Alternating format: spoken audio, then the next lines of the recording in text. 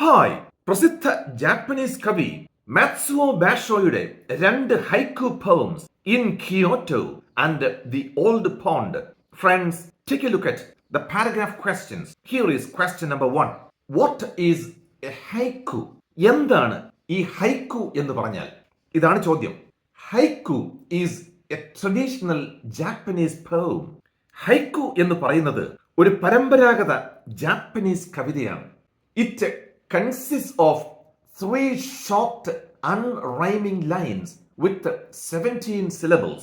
3 കുഞ്ഞു വരികളിലായി ആകെ 17 സിലബിൾസ് പ്രാസമൊപ്പിച്ചല്ല ഈ വരികൾ എഴുതിയിരിക്കുന്നത്.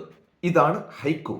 The first and last lines consists of 5 syllables each, while the middle line consists of 7 syllables. ഒന്നാമത്തെയും മൂന്നാമത്തെയും വരികളിൽ 5 സിലബിൾസ് വീതം, രണ്ടാമത്തെ വരിയിലോ 7 syllables. This makes the simple pattern of the haiku as 5-7-5. അപ്പോ 5, 7, 5 എന്ന വളരെ ലളിതമായ ഒരു സിലബിൾ പാറ്റേൺ ഈ ഹൈക്കു കവിതകളിൽ നമുക്ക് കാണാൻ സാധിക്കും. Originally, the haiku form was restricted in subject matter to an objective description of nature.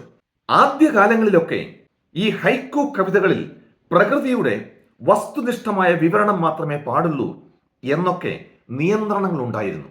It was suggestive of one of the seasons that evokes A definite emotional response. ആ പ്രകൃതി വിവരണങ്ങളാവട്ടെ ഏതെങ്കിലും ഒരു പ്രത്യേക വികാരം മനസ്സിൽ ജനിപ്പിക്കാൻ പാകത്തിലുള്ള ഏതെങ്കിലും ഒരു ഋതു, അതായത് season, അതിനെപ്പറ്റിയുള്ളതായിരുന്നു. Basho elevated the haiku to a highly refined and conscious art. എന്നാൽ നമ്മുടെ മാറ്റ്സുവോ ബാഷോ എന്ന പ്രിയപ്പെട്ട കവി ആ ഹൈക്കുവിനെ കൂടുതൽ ഉയരങ്ങളിലേക്ക് കൈപിടിച്ചുയർത്തി കുറെ കൂടി സ്ഫുടം ചെയ്തെടുത്ത ഒരു മികച്ച കലയാക്കി മാറ്റി. There are haikus for humor, to raise social awareness, to evoke emotions or to reminisce on the past. നർമ്മരസം ജനിപ്പിക്കുന്നതിനും സാമൂഹ്യ അവബോധം ഉണ്ടാക്കുന്നതിനും വ്യത്യസ്ത വികാരങ്ങൾ ഉണർത്തുന്നതിനും കഴിഞ്ഞ കാലഘട്ടത്തിന്റെ ഓർമ്മകൾ അയവിറക്കുന്നതിനും ഒക്കെ പാകത്തിനുള്ള വ്യത്യസ്തങ്ങളായ ഹൈക്കു കവിതകളുണ്ട്. Haikus are a microcosm of a larger idea or feeling. ചുരുക്കി പറഞ്ഞാൽ ഒരു വലിയ ആശയം, ഒരു ഉന്നത വികാരം തുടങ്ങിയവയുടെ ഒരു കുഞ്ഞ് ആവിഷ്കാരമാണ് നമ്മുടെ ഈ കുട്ടി കവിതയായ ഹൈക്കു. Well friends, this is the end of answer to paragraph question number 1. Now take a look at paragraph question number 2. Explain nostalgia as an important theme in the haiku in Kyoto. In Kyoto എന്ന ഹൈക്കു കവിതയിൽ തെളിഞ്ഞു കാണുന്ന nostalgia, അതായത് ഗൃഹാതുരത്വം എന്ന പ്രമേയം ഒന്ന് ചുരുക്കി വിശദമാക്കാമോ? ഇതാണ് ചോദ്യം. Now take a look at the answer. Matsuo Basho's In Kyoto highlights the theme of longing and nostalgia for a familiar place, a sense of yearning for something you already have. In Kyoto എന്ന ഹൈക്കുവിൽ കവിയായ മാറ്റ്സുവോ ബാഷോ കൈകാര്യം ചെയ്യുന്ന പ്രമേയം എന്താണെന്ന് വെച്ചാൽ, നന്നേ പരിചയമുള്ള ഒരു സ്ഥലത്തിനോട് തോന്നുന്ന തീവ്രമായ ആഗ്രഹവും ഗൃഹാതുരത്വവുമാണ്. നമുക്കുള്ള എന്തോ ഒന്നിനോട് തോന്നുന്ന അടങ്ങാത്ത അഭിനിവേശം. The poet is physically present in Kyoto, yet he still longs for it. കവി നിൽക്കുന്നത് കിയോട്ടോ നഗരത്തിലാണ്, എന്നിട്ടും ആ നഗരത്തിൽ എത്താനുള്ള ആഗ്രഹവും നൊസ്റ്റാൾജിയയും അദ്ദേഹത്തിന്. It suggests that the place holds deep emotional significance to him. ആ സ്ഥലത്തോട് എന്തെന്നില്ലാത്ത വൈകാരികമായ അടുപ്പം കവിക്കുണ്ടെന്നാണ് അതിൻ്റെ അർത്ഥം. The poet employs the auditory image of the cuckoo's song, which often evokes a sense of nostalgia for home in the minds of travelers who hear it. അതിനുവേണ്ടി കവി പ്രയോഗിക്കുന്നത് കുക്കു പക്ഷിയുടെ സംഗീതമാണ്. ഈ കുയിൽനാദം യാത്രക്കാരുടെ മനസ്സിൽ സാധാരണ അതിശക്തമായ ഗൃഹാതുരത്വം ഉണർത്താറുണ്ട്. Nostalgia. The cuckoo's song is symbolic of renewal and change. ഈ കുയിൽനാദമാവട്ടെ മാറി മാറി വരുന്ന ഋതുഭേദങ്ങൾ പ്രകൃതിയിൽ ഉണ്ടാക്കുന്ന മാറ്റത്തിൻ്റെയും പുതുജീവന്റെയും പ്രതീകമാണ്. It reflects on the cyclical nature of life, the passing of A pleasant season and arrival of A ഹാർഷർ one. അത് ജീവിതത്തിൽ ഉണ്ടാക്കുന്ന നിരന്തര മാറ്റങ്ങൾ പോലെയാണ്.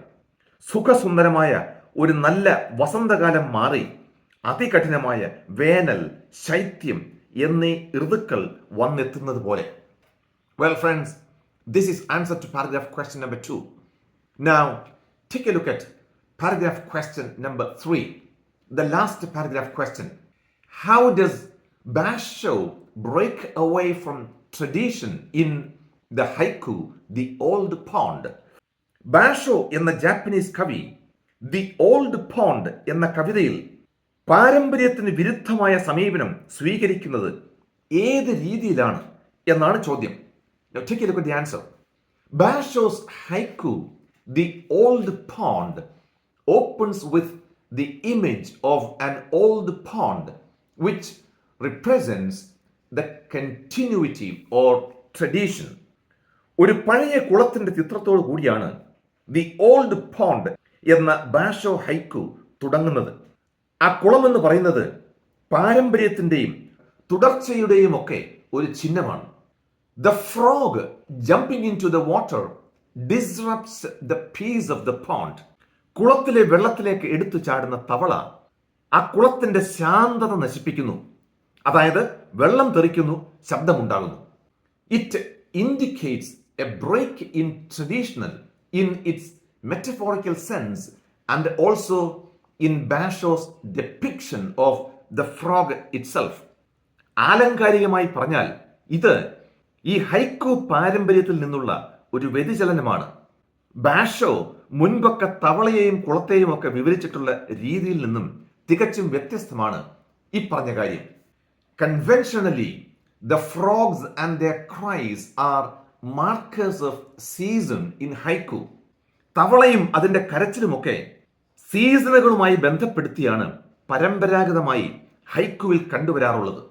However, this poem breaks away from the tradition as the only noise comes from the frog is that of jumping into the water.